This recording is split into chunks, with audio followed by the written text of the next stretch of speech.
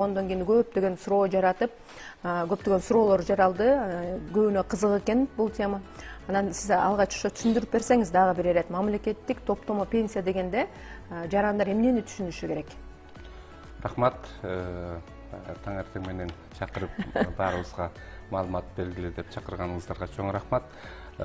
Айта кетсек, социалдык фонд негизи башында 3 фонд менен иштеп келгенбиз. Бул пенсиялык фонд, милдеттүү медициналык камсыздандыруу фонду жана эмгекчилердин ден соолугун чыңдоо фонду менен. Анан 2013-жылы баягы эл аралык дүйнөлүк тажрыйбага таянып, топтомо компонентти пенсиялык системага киргизгенбиз. Бул 2010-жылы кирген. Бул жаңы фонд, анткени мунун түз максаты ошол топтоп аткан каражатын пенсия жаш курамына чейин жеткенге чейин топтоп, инвестициялык жанагы немеге салып, анан киреше алып келип, кийин пенсияга чыкканда пенсиясынан сырткары дагы ушу топтомо фонддун каражаттарын алганга мүмкүнчүлүк түзүлсүн деген максатта киргизилген болчу. Биз эмне үчүн 2%дан баштаганбыз, анткени башка мамлекеттердин тажрыйбасын карап көрсөк, көбүрөөк пайыздан алып топтолгон каражаттарды сала турган инвестициялык портфелдер жок болуп калган үчүн, баягы иштебей, киреше алып келбей туруп калган үчүн биз ошон үчүн 2%дан баштаганбыз. 10-жылдан баштап кармала баштады. Бул негизинен азыркы учурда 1-январь 64-жылдан кийин төрөлгөн эркектер катышат бул топтомо пенсиялык фонддун каражаттарын топтогонго. Анан 1-январь 69-жылдан кийин төрөлгөн аялдар. Эмне үчүн ушундай чектөө болуп калган? Анткени ага чейин төрөлгөндөрдүкү баягы пенсия жаш курагына 13-14 жыл калганда топтолгон каражатынан түшкөн киреше мындай алгылыктуу көрүнүктүү өлчөмдө болбой калат экен. Ошондуктан бул баягы узун акча деп коет эмеспизби? Ошондуктан келечектеги жашыраак муундагыларга көрүнүктүү өлчөмдө киреше алып келсин деген максатта ушундай болгон. Анан бирок жана айтып аткан датага чейин төрөлгөндөрдүкү 8% эмес, 10% толугу менен пенсиялык фондко кармалып келет. Пенсияга чыкканда экинчи камсыздандыруу бөлүгү болуп, пенсия түрүндө төлөнүп берилет. Ошондуктан бул жерде дагы алар баягы утулуп калган жок. Алар деле пенсиясынын өлчөмүндө кандайдыр бир сумманы алат. Ошондуктан ушул датага чейин төрөлгөндөрдү мен суранып кетет элем, анткени баары баягы топтомо компоненттин 10-жылы киргенин эске албастан эле бизге чалуулар өтө көп болот, кайрылуулар. Анан ушул датага чейин төрөлгөндөрдүн жеке эсебинде 10-11-жылы болушу мүмкүн, анткени 12-жылдан баштап жанагы өзгөртүү киргизилген. 64-жылдан кийин төрөлгөндөр, 69-жылдан кийин төрөлгөн аялдар деп. Ага чейинкилердики 2 жылы болушу мүмкүн. Бирок андан улуу муундардыкы тилекке каршы топтомо фондунда каражат жок. Биздиги эми аксакал улуу карыяларыбыз да чалып калышат, биздин акчабызды кайтарып бергиле деп. Тилекке каршы ал кишилердин топтомо фондунда эч кандай каражаттары жок. Ошондуктан бул жаш муундарга келечекке багытталган фонд, максаттуу фонд болгондуктан негизи өзүнүн аты айтып тургандай пенсиялык топтомо фонд болгондон кийин пенсияга чыккан убакта гана алыш керек эле.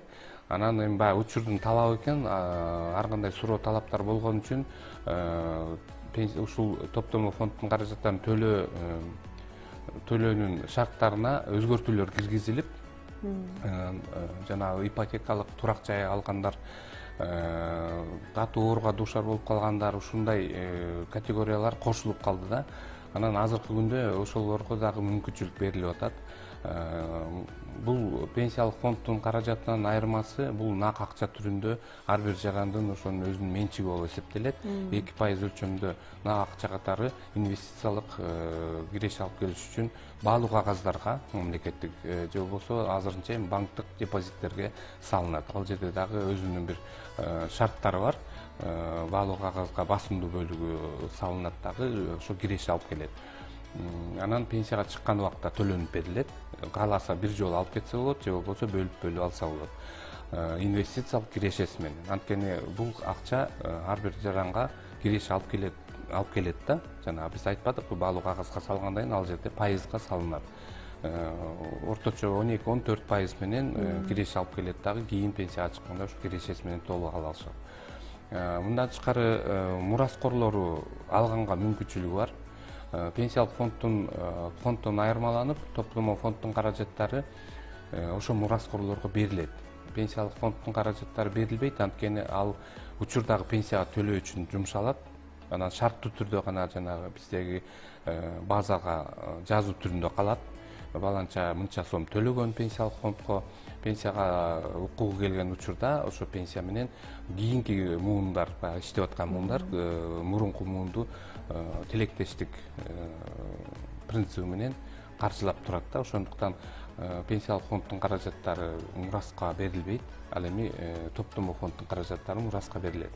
Ошол эле учурда чет мамлекетке туруктуу жашоого көчүп чыгып кетип аткандар каражаттарын бир алып чыгып кетсе болот да. Пенсиялык фонддун каражаттары тилекке каршы антип алганга мүмкүнчүлүк берилбейт. Мураскорлор тууралуу айттыңыз да, маалыматтын жетишсиздигинен убагында албай калгандар бир канча убакыт өткөндөн кийин кайрылып, ошону алса болобу кайра? Болот. Бул жерде эч кандай чектөө жок. Анткени мураскорлордун мураска болгон укугу граждандык жарандык кодекс боюнча 6 айдан кийин гана белгиленет экен. Ошондуктан алар кайсы убакта болбосун кайрылса, эгер каза болуп калган адамдын топтомо фондундагы каражаттары болсо, аны алганга мүмкүнчүлүгү бар. Ошол эле учурда ипотекалык насыяны айтып атпайбызбы? Биз дагы өзгөртүү киргизилди.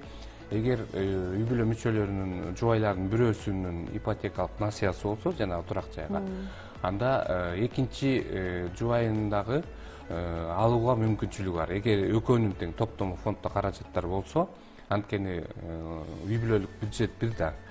Анан баягы насыяны жапканга, жумшаганга уруксат берилет.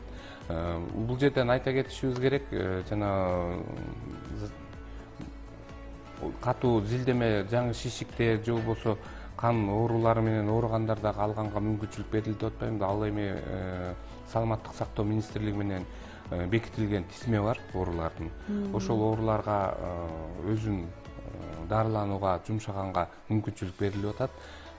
Ушул эки учурда жана айтып аткан ипотекалык насыяны жапканга жана оору менен ооруган учурларда которуу жолу менен гана берилет. Бул колуна нак акча катары берилбейт. Анткени максаттуу фонд болгондон кийин ал киши башка максатка жумшап жиберсе, туура эмес болуп калат. Ошондуктан бул жерде шарты бар.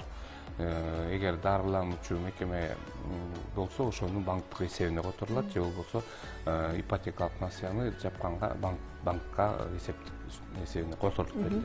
Бул жакта дагы мындай ченем бар экен, 50 000 сомдон ашканда гана. Бул банктын талаптары экен, анткени адамдын ошол мүмкүнчүлүгүн карайт экен. Эгер жеке камсыздандыруу эсебинде топтомо фонддун каражаттары 50 000 сомдон жогору болсо, жана ипотекалык насыяны жапканга алса болот, которуу жолу менен. Айта кетүүчү нерсе, ушул жана алган учурлардын баарын эске алганда, топтомо фонддун каражаттарын бир жолу алып кеткенден кийин, ал адамдын жеке камсыздандыруу топтомо фондунда эсеби нөлгө түшүп калат. Анткени ал каражатын чыгарып кетти да. Бирок мындан ары дагы иштеп аткан болсо, кайрадан топтоло берет. Пенсия жаш курагына келгенге чейин кайра топтомдор жүрө берет. Инвестициялык кирешеси менен кийин пенсияга чыкканда алганга мүмкүнчүлүк түзүп берилет да. Мындай учурларчы белгилүү бир убакытка чейин иштеп, анан иштебей калган учурлар үчүн ала алабы же ала албайбы? Кандай болуп калат? Бул эми өзгөчө мисалы айымдар декреттик убагында иштебей отурган. Дагы бир шарты, мына акыркы өзгөртүүлөр киргизилгенде ушул төлөөнүн шарттарына төмөндөгүдөй өзгөртүү киргизилди. Жана жумушсуздук статусу бар жарандар жумуш тапканга чейин 3 айга чейин өзүнүн каражаттарын ай менен жашоо минимумунун өлчөмүндө, азыркы күндө 8 000 сомдун тегерегинде акча, ай сайын ошол акчасын эгер суммасы андан ашып кетпесе 3 айга алганга мүмкүнчүлүк берилип атат, баягы ишке орношконго чейин деп. Ал эми иштебей калып, ортодо кандайдыр бир себептер менен иштебей калса, үзгүлтүккө учурап калса, кийин иштеп баштагандан кийин кайра топтоло берет. Бул азыркы мурдагыдай баягы үзгүлтүксүз стаж же болбосо эмгек жолу үзгүлтүксүз болуш керек деген талап жок да азыркы күндө. Ким качан өзүнө мүмкүнчүлүк алса, жумушка орношконго мүмкүнчүлүгү болсо, ошол убактан баштап төлөп баштаса, топтомо фондко топтоло берет каражаттар. Балдардын окуусу үчүн дагы алса болот экен, бул кандай шарттар менен алса болот? Бул жерде андай шарт жок. Балдардын окуусуна бул каражаттар тилекке каршы берилбейт. Анткени чет өлкөгө сапар тартып жаткан учурда окууга. Чет өлкөгө бул топтомо фонддун каражаттарын эсебинен берилбейт. Анткени бул жанагындай туруктуу жашоого көчүп кетип аткан жеке адамдын өзүнүн каражаты болгондуктан ошол адам көчүп кетип атса, толугу менен алып чыгып кеткенге мүмкүнчүлүк берилет. Азыркы күндө 206 миңге жакын адам ушул топтомо фонддун каражаттарын пайдаланышты. Анын ичинен басымдуу бөлүгү курабы боюнча пенсияга чыккандар. Бул 183 миң адам тегерегинде алды. Чет өлкөгө көчүп кеткендер 4 миңге жакын адам алып чыгып кетти. Мураскорлоруна 11 миңге жакын адамга төлөнүп берилди. Ипотекалык мурда кредит алып жаап аткандарга 5,5 миңдей адам алды. Ошондой эле азыркы күндө жана жумушсуздук деп атпайбызбы, ошол боюнча 222 адамга, ал эми ооруларга дуушар болгондорго 427 адамга төлөнүп берилди. Жалпысынан алганда республика боюнча учурда 3 миллиард 957 миллион сом, 4 миллиардка жакын экен да. Каражаты. WhatsAppка келген суроолорго дагы көңүл буруп койсок, саламатсыздарбы, мен сизге кайрылган себеби пенсияга чыгып, үйдө эс алып, анан иштедим. Мына ошол иштин 2%-ын алсам болобу? Азыр 70 жаштамын дейт. Тилекке каршы сиздин топтомо фонддо каражатыңыз жок, анткени мен жана жогоруда айтып кеттим, жаш курагыңыз боюнча сизден иштеген учурда дагы пенсиялык фондко эле кармалат, ал эми топтомо фондко 2% кармалбайт. Кийинки суроомдамды тактап койсок болот экен. Менин бир системада үзгүлтүксүз иштеп атканыма 26 жыл болду. Топтомо пенсияны алып, ипотекага үй алсам болобу дейт. Кийин пенсия албай калбаймынбы дейт. Көп учурда салттуу пенсия менен алмаштырып алган учур болот, Бул эми мамлекет тарабынан кепилденген пенсияны сиздер жаш курагыңыздар келгенде аласыздар. Ал эми топтомо фонд кошумча каражат катары киргизилгендиктен пенсиянын 4-чү бөлүгү болуп эсептелип жүрөт. Базалык камсыздандыруу 1-чи бөлүгү 96-жылга чейин, андан кийинки 96-тан кийинкиси жеке эсебинде пенсиялык каражаттардын эсебинен, анан топтомо фонддогу каражаттар болот. Ошондуктан эми сиздин жаш курагыңызды билбейт экен, бирок жана айтылган датага чейин төрөлсөңүз, тилекке каршы сиздин топтомо фонддо каражатыңыз болбошу мүмкүн. Ошондуктан 64 жылдан кийин төрөлгөндөр эркектер, аялдар 69 жылдан кийин төрөлгөндөргө гана бул фонддун каражаттарын алууга мүмкүнчүлүк берилет. Мен 65-жылы төрөлгөнмүн дейт, азыр 55 жаштамын дейт. Биз алсак болобу деген суроолордон кыска жооп берип кетсеңиз, убактыбызда. Эми эгер эркек киши болсо, алганга мүмкүнчүлүгү бар. Эгер аял киши болсо, анда ала албай калат. Анткени ал 69 жылдан кийинкилер гана ала алат. Пенсиялык топтомду онкология менен ооругандар алса болобу дейт, жана айттык. Ооба, тизмеси бар. Эми ал жерде бир топ оорулардын тизмеси бекитилген. Бул саламаттык сактоо министрлиги менен биргеликте. Ошондуктан толугураак маалыматты биздин аймактык башкармалыктардан же болбосо биздин кол борборубуз иштейт. 1202 түз номерине чалып алсаңыздар болот, же болбосо ишеним телефондору иштейт. 54 33 16 57 66 61 деген телефон.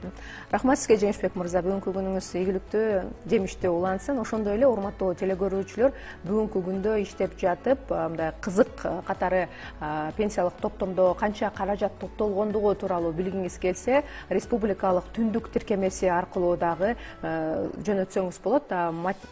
Маалымат дароо келет экен, мындай кызык болуш үчүн ошол түндүк тиркемеси аркылуу деле онлайн форматта өзүңүздүн бүгүнкү күндөгү ошол топтолгон каражатты билсеңиз болот. Урматтуу телекөрүүчүлөр, улуттук канал менен кала бериңиздер, программабызды улантабыз. Ассаламу алейкум, урматтуу телекөрүүчүлөр. Сиздер менен мен Элебесов Сагынбек машык туруучу.